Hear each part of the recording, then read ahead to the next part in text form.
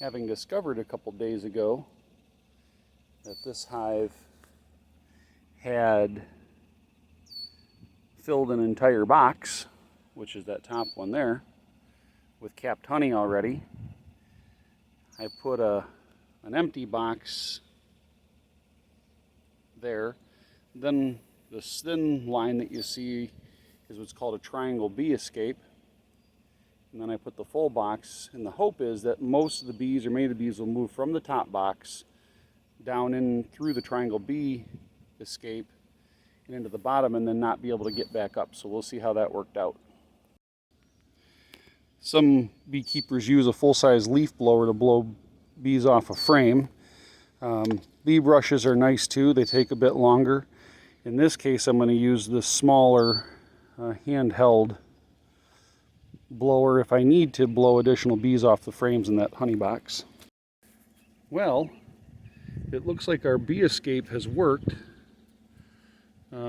So far, there's a couple bees in there, but not many, so we'll start pulling frames and see how it looks.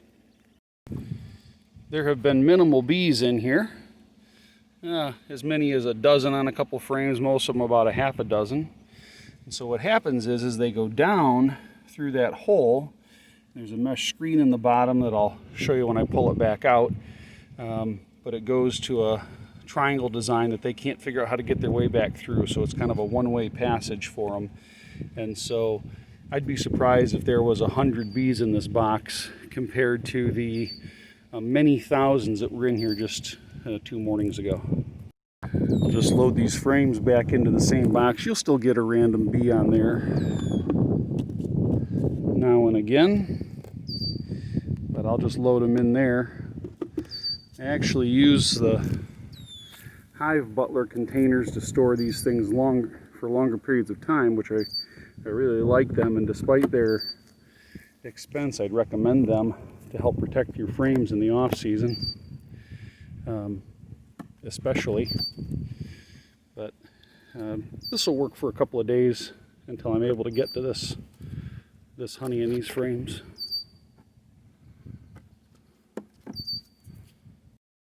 Now my guess is, because it's still early in the morning and the bees have probably been wanting to try to get back up into that top box, but they're going to be a little cranky when I take this off. So I'm going to give them an extra puff of smoke through the screen here and hopefully encourage them to go back down into the box.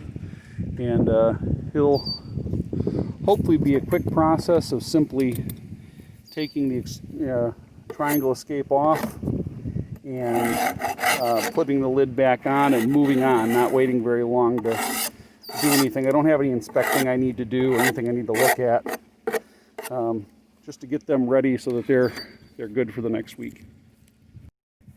I do want to take a look. It's not super likely I've got a queen on the underside of this board, but I do want to take a close look just in case. I wouldn't want her to be stuck out here. I'd want to make sure that we usher her back into the hive. The rest of them, I'll just put them close and they'll find their way back in there. I'm not too worried about them, but we still want to make sure. Rather than trying to shake all those bees off in front, which I could do, but it's just not necessary. I just lean this up against the hive and they'll crawl their way back in there. They'll find their way back into the front of the hive. So you did get a shot of that excluder. I didn't show it to you better, I'm sorry, but there it is with those triangles on it, and there's a mesh screen over it, and so they're able to come out that hole and go one way but not the other.